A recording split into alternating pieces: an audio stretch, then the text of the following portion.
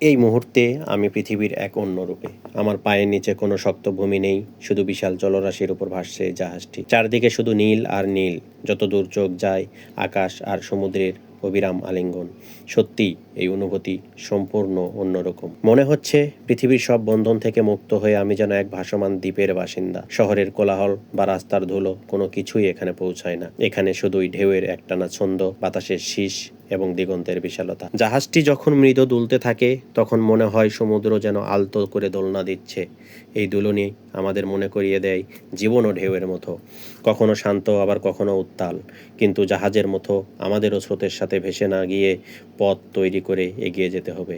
সমুদ্রের বুকে ভাসতে ভাসতে জীবন ও প্রকৃতির এক গভীর দর্শন উপলব্ধি করা যায়। সমুদ্রের বুকে এই দিনগুলো জীবনের এক মূল্যবান উপহার। এখানে সময় যেন তার স্বাভাবিক গতি হারিয়ে ফেলে, আর মন কেবল বর্তমান মুহূর্তেকেই উপভোগ করে। মনে হচ্ছে আমি এখন শুধু যাত্রী নই, এই বিশাল সমুদ্র যাত্রার একজন অংশীদার। যদি কখনো সুযোগ পান তবে জাহাজে চেপে গভীর সমুদ্রে বেরিয়ে পড়ুন। আপনি শুধু একটি ভ্রমণ করবেন না, আপনি জীবনকে এক নতুন দৃষ্টিকোণ থেকে দেখতে শিখবেন।